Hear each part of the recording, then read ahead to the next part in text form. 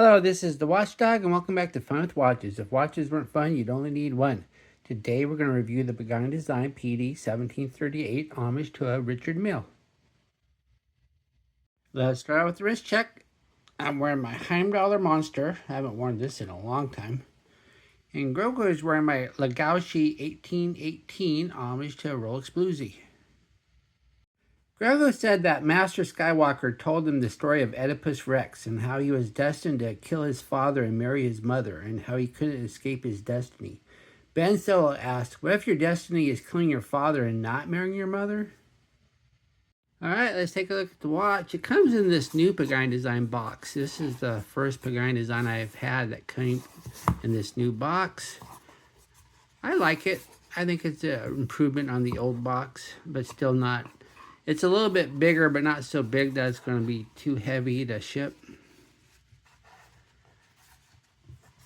And I've already done an unboxing, so I'll just take the watch out. And here it is. Richard Mille watches are ridiculously expensive and are kind of a novelty watch for rich people, as the designs are anything but traditional. They are well-built quality watches, but the main appeal is just how expensive they are. Kind of like Hublot, but with a bit more substance. You'll never own a real Richard Mille, or if you do, you more than likely don't watch my channel, unless you are in it for the Grogu jokes. But never fear, China comes to the rescue with quite a few homage brands strapping on the rubber strap. This is Pagani Design's first attempt at a Richard Mille, and they did nail the look, if not the substance. Richard Milles are famously skeletonized, showing off their precisely engineered hand-assembled wonder. Unfortunately, this skeleton Pagani is anything but. Skeleton watches are usually mechanical because who wants to see the inner workings of a quartz movement? This PD1738 has a VH65 quartz movement, and even though it ticks 4 times a second, all of those gears and jewels you see are strictly cosmetic. There are 4 colorways, with the only difference being the strap and matching base stripe of the crown. There is also red, orange, and black if you don't like this light blue. The watch is 41.7 millimeters wide at the widest part right here. And it's 49.8 millimeters long. I can't really call it lug to lug because these really aren't lugs. It's 15.5 millimeters thick at the thickest part. And it's 26.7 millimeters where the strap meets the case, and weighs 150 grams on the supplied rubber strap. This being a Richard Mille homage, it doesn't really have a bezel. The crystal just kind of, there's a hole cut into the case. And then the dial is a fake skeleton dial. It looks like a skeleton, but it doesn't really show you the movement. All these gears and jewels and stuff like that, that's fake. It's a quartz movement. So it's made to look like a mechanical movement, but it's not. And I wish they would have used a mechanical movement. Maybe they figured that the NH35 or the Miyota 8215 isn't just a very pretty movement to look at, but there's some Chinese movements they could have used that were more affordable and would have looked nicer. Like I've had Chensky skeleton watches that are really cheap, but their movements are nice looking. So I think they could have found a Chinese movement that would have been a decent skeleton look. Then we have the numeric indices, which are loomed, and then we have the sub-indices, which are not. And then it says Pagani Design up top, and that is loomed also. And then we have the hands. We have the second hand with the loom tip. And then we have the skeleton main hands with loom tips also. And then the date. This is a VK65 movement, and it has a date wheel. And putting the whole date wheel probably would have made the watch look bad. So what they did is they put half a wheel there, and then they have this double tipped arrow. And so when it's on the blue side, you look at the outer ring for the day of the month, and when it's on the red, you look at the inner ring. The trouble is, though, the writing is so small, I have difficulty seeing it without getting out a loop or something.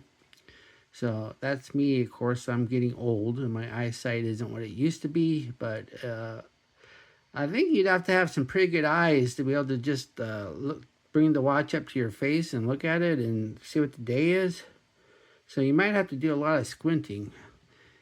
I don't know if they should have just used Seiko also has, or Seiko subsidiaries also have a movement that ticks 4 times a second that doesn't have a date at all. I think it's the VH31.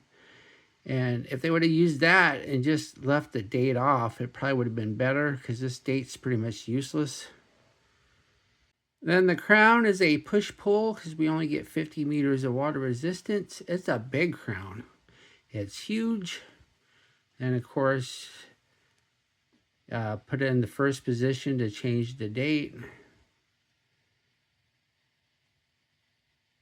And then it hacks to set the hands. And this is a nice movement, even though it's impractical, so there's no minute hand jump or anything stupid like that. Then the crystal is sapphire, and I don't know how to describe this. I mean, it's curved, but you wouldn't really call it domed. I mean, it matches the shape of the case. And I don't think there's any AR coating, because there's quite a bit of reflection here. Then the case, it's a thick sucker. It's 15.5 millimeters thick. And this is just your shape of a lot of Richard Mille watches. They're not all shaped like this, but most of them are. And it looks like it's got these screws, and they're not Phillip heads. Oops. So if you need to change the battery, I'm not sure what tool to use to get these screws out, which is probably another reason why they should have went with an automatic movement. But it's a nice case. I mean, I like the finish work. I mean, look at it. It's just very nicely finished, and it feels very substantial. So I like the case. I just wish they would have put an automatic movement in there, because you're not going to open this thing up to change the battery every couple of years.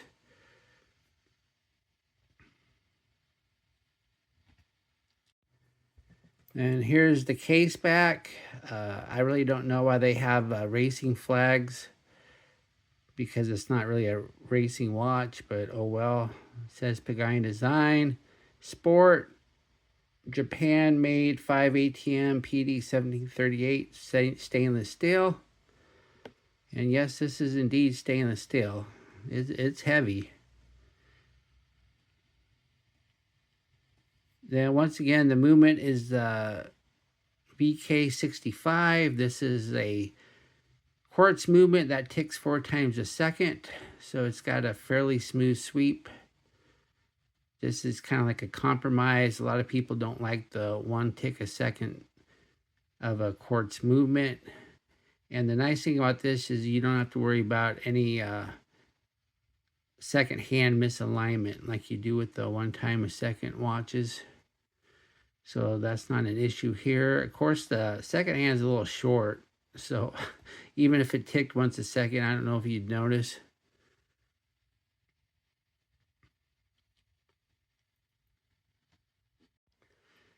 Then the strap is rubber. It says rubber on the ad, and it feels like rubber. It's definitely not silicone. It doesn't have that slick silicone feel. So, and it doesn't feel like resin either. So I'm believing it's rubber. I'm sure it's a synthetic rubber, but still, I like it. Once again, it's not all slick and sticky like silicone. Of course, this is an integrated strap. If you don't like it, you're not going to change it. Then it has plenty of holes for ventilation, so you don't have to worry about sweat. And it's also got plenty of holes for adjustment. And then it has the 2 keepers One floating, one fixed. Of course, the fixed keepers, these little nibs here, so you can get it around these nibs if you want. Some of these keepers with nibs work better than others, and this one works pretty good. It seems to stay in place for the most part. I think the fact that this is rubber, not silicone, helps. Then the buckle is signed, and it's thick and substantial, and the prong isn't all floppy, so it's a nice buckle. Here's the watch on my 7.5-inch wrist. This is a big watch, so it takes up most of my wrist. And look how chunky it is. It's chunky. And I have 5 notches left, so you'll be able to wear this with a big wrist. But I only have 3 notches going in, so you won't be able to wear this with a really small wrist. I don't think you'd want to anyway. If you had a wrist smaller than 7, I don't know why you'd want to wear a watch this big. It's almost too big for me, really.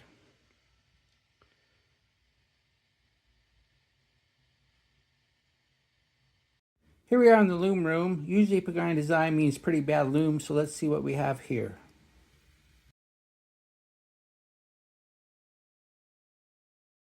As we speed up the time, we see the numerals of the Pagani Design name as well as the date indicator fade fairly quickly. The date indicator is kind of pointless, as you'll never see the day it is pointing at anyway in the dark. The hand tips, however, aren't bad due to the skeleton design. There just isn't very much of it. What do I like about this watch? Well, it does look a lot like a Richard Mille. And the case is sturdy and substantial with great finish. And I like this rubber strap. It feels a lot better than silicone. And I've actually got comments with this watch. What are my gripes and groans? It's not a real skeleton watch. I wish it had a mechanical movement. It was really a skeleton. And the hands are really hard to see. It's kind of hard to tell the time. And this date is even harder to tell the date. And really, good luck changing the battery if you ever have to open this case up. Do I recommend this watch? Only if your goal is to have something that looks like a Richard Mille and feels substantial. If looking like a Richard Mille is not important, I do not recommend this watch, as it is difficult to tell the time or the date. This one is strictly for show. Well, thank you for watching my review of the Pagani Design PD1738, and I will be back with another review. Be sure and like and subscribe to my channel. Bye.